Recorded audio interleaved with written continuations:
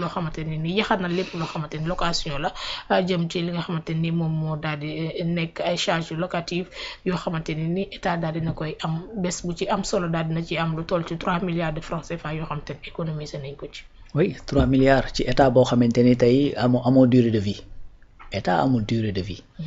ñi fa nekk effectivement dañuy jàll mais les institutions vont demeurer. bien sûr donc état amul durée de vie tey 3 milliards bi nga xamante ni moom ngay loolu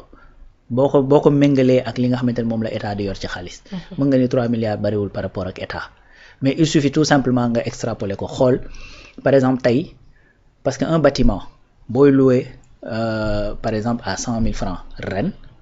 Ben dans 5 ans peut-être doo ko louer le même montant. Parce que ku ne xam na ni immobilier effectivement les prix dañuy grimper dañuy màgg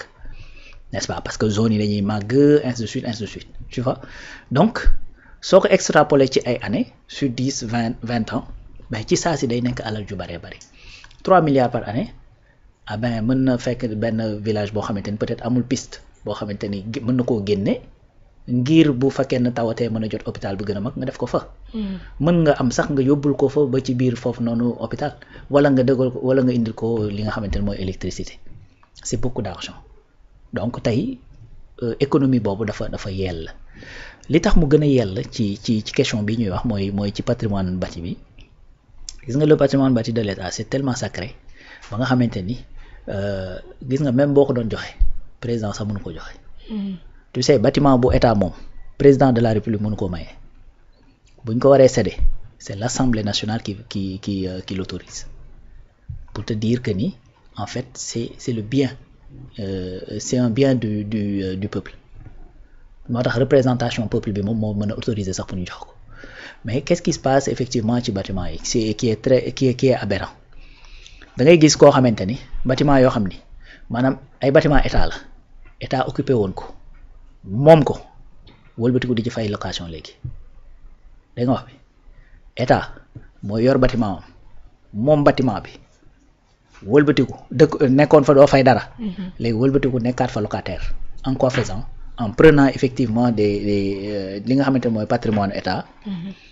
jël ko teg ko sur le marché dem garantir ko effectivement wëlbatiku pour mën a fay bor bi nga nekk un locataire ci biir loolu pour mën a fay bor bi pendant un certain temps pour que ñi la lebal seen xaalis mën ko récupérer sukuk bii ñuy wax dañ naan 50 milliards da cee génn ak ainsi de suite banque islamique ak ñoom seen sukuk boobu ci bâtiment yooyu lañ ko garantir jël ay bâtiment jox ko Sogepa dem teg ko sur le marché kooku def ko garantie récupérer xaalis yow état bi moomoon bâtiment bi wëlbatiku nekk ci locataire voilà donc en vérité yow da ngay dem ba benn moment après tu te poses des questions ne final parce que yow ñàkk moo la tax nga ne da ngay loolu waa léegi su fekkee da ngaa jël la nga bâtiment ba nga nekkoon daawoo ci fay location ñàkk nga ba dem leb nga waa après looy fayaatee xanaa ci li nga leb ngay fay parce que yow ñàkk am yow amatoo dara moo tax nga dem garantie bâtiment bi ñu lebal la léegi xanaa kon ci lañ la lebal ngay wëlbatiku di fayaat bâtiment bi voilà li nga xamante ne mooy cercle vicieux bi nga xamante ne moom lañ ñu dugal ci bâtiment yooyu léegi nag encore une fois il faut des décisions courageuses il faut affaire dana metti mais il faut des décisions courageuses mooy en faisant quoi ñi nga xamante ni dañu génnoon ci bâtiment état yi dem ci ay bâtiment privé dem louer ji ko nekk fa di fay location boo xamante ne état attanu ko mais bu fekkee da nga woote rationalisation des dépenses de l'état loolu dafa bokk ci li nga war a rationaliser ñi nga xamante ne am nga bâtiment boo leen mën a dugal nga dugal leen foofu boo demee nag ba ñi nga xamante ni moom mënoo ci dara ñooñu mën nga leen bàyyi ñu dem et puis il y a des agences yu nga xamante ne wala des directions yu nga xamante ne wala entreprises yoo xamante ni c'est parapublic la xam nga donc tey c'est des sociétés à nu ma koy tuddee anonyme même tey boo jëlee lu mel ni SOMISEN SA la donc dafa am une certaine autonomie donc su boobaa kooku mën naa dem fonctionner comme une entreprise privée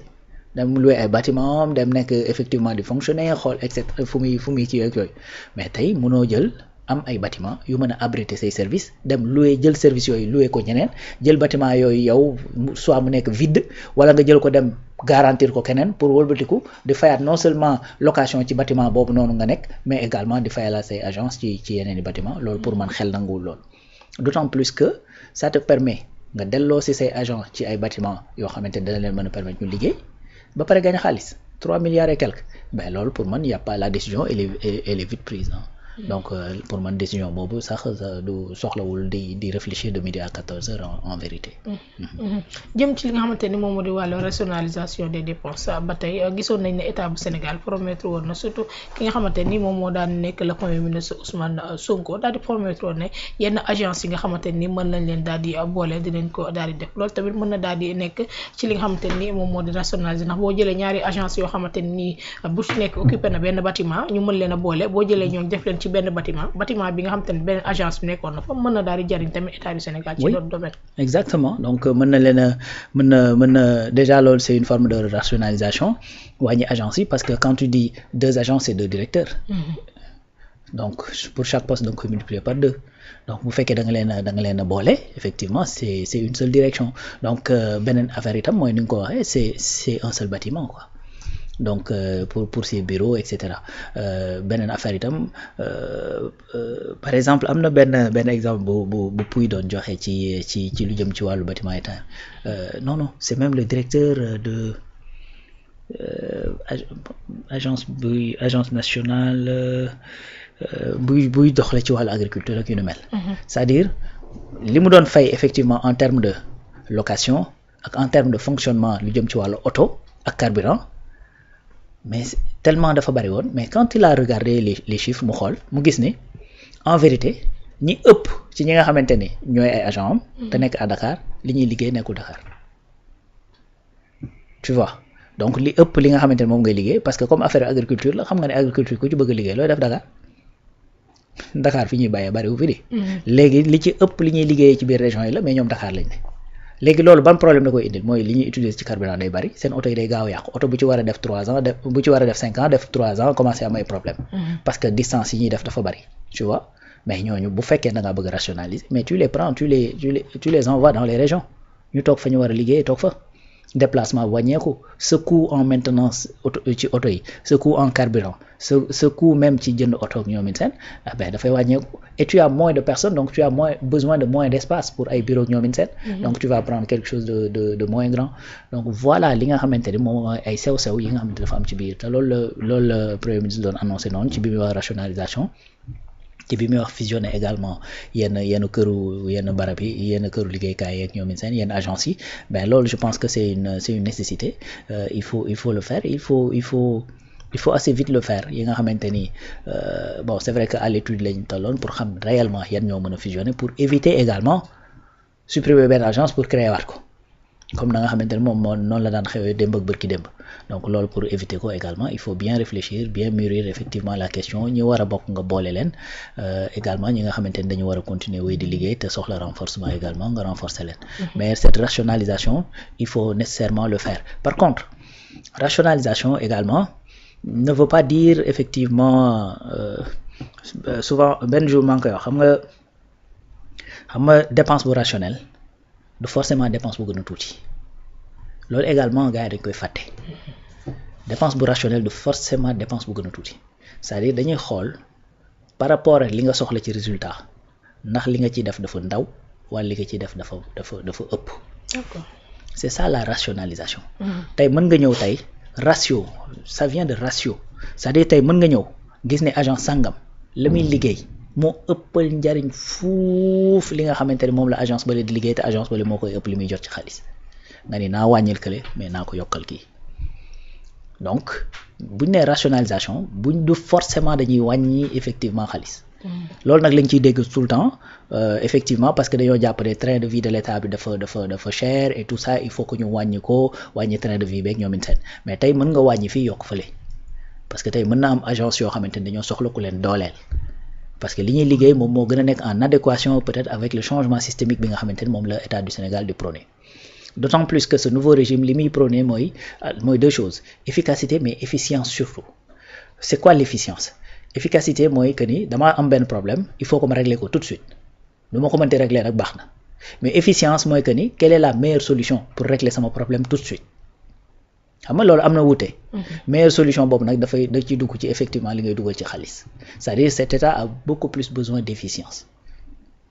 n'est-ce pas. mooy que ni lan moo mën a régler sama problème tout de suite à moindre coût donc loolu moom mooy gën a kii beneen affaire bi tax may wax ne rationalisation ak wàññi xaalis ak kërëb man dama jàpp ne état bi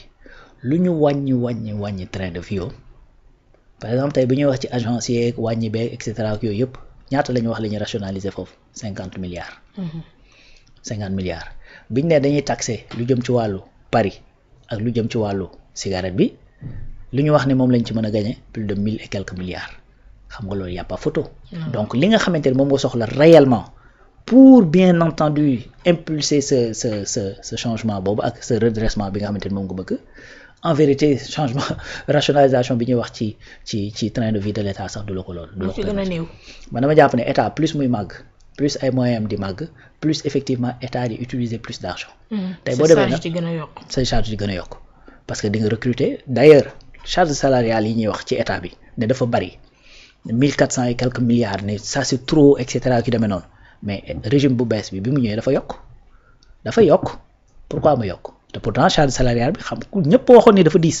ñi ngi wax ne dans certaines sociétés yoo xamante ni y a beaucoup trop de personnes il faut que ñu wàññi ainsi de suite ñenn ñi sax di dem bay wax naan non 30 000 licenciements et cetera ce qui est un chiffre qui n'est pas voilà qu'il faut pas vraiment prendre en considération n'est-ce pas. Mais malgré tout ça charge salariale bi yokk lu tax parce que dañoo recruter ay enseignants 2000 enseignants état armée police dañoo recruter et en masse. N'est-ce pas donc yaa ngi dégg les 2000 volontaires de l'agriculture 1000 volontaires de l'agriculture 1000 volontaires du commerce et ainsi de suite. Donc parce que y a eu état buy màgg day am ay besoins en ressources humaines dafay am un besoin en fonctionnement et cetera donc dafay màgg léegi nag li état war a def mooy ni muy màggee effectivement pouvoir d'achat population bi également di màggee nu ni mel. mu bañ a am cette cassure mu bañ a am ce déphasage. donc loolu mooy lii loolu man je préfère état wéy di fonctionner ni muy fonctionner te lii sama poche yokk plutôt que ñu wàññi li état doon am te maanaam bu yokkee ci samay poche benn yoon wala ñaari yoon itam du ñett je sais pas si je me fais comprendre. Voilà donc pour man li ñuy war a xinte dëggantaan mooy ce redressement de cette économie redressement boobu buñ ci paree jéem a fexe def effectivement cette phase de nu ma koy tuddati d'impulsion. Après phase d'impulsion boobu ñu mën a accélérer effectivement pour que Sénégalais bu ci nekk mën a sentir lii nga xamante ne mooy IDH parce que tey on a 12,1% de croissance économique. Mais boo ci génnee hydrocarbure bi rek on est à 3% et quelques. Donc ce qui veut dire que ni lu croissance bi rëy ñu wax ne économie bi ma ngay def impulsion et tout ça. Boo ci génnee hydrocarbure bi nga xamante li ci ëpp déjà on te parle de 1500 et quelques milliards et on te parle de 67 milliards yu ci état du Sénégal am xam nga loolu kon mënoo koo sentir. Voilà il faudrait tout simplement ñu liggéey à ce que 3% yële la koy porter exploser mooy effectivement l'agriculture mooy la pêche mooy l'industrialisation mooy les mines et cetera parce que loolu bari na ci loo xamante ni boo ko produire fii lay des ci réew mi. Bien sûr mi ngi doon en tout cas en ce qui concerne li nga xamante ne moom moo daal di nekk agriculture gis nañ jéego yi nga xamante ne yu am solo yi nga xamante ne état bu Sénégal mi ngi ko ci daal di def rawatina ki ñu dénk mbir mi jëm foofee buy Mabouba Diagne mi ngi ci daal di def liggéey bu am solo fexe ba ñu daal di utiliser li nga xamante ni moom moo daan nekk nos propres ressources maanaam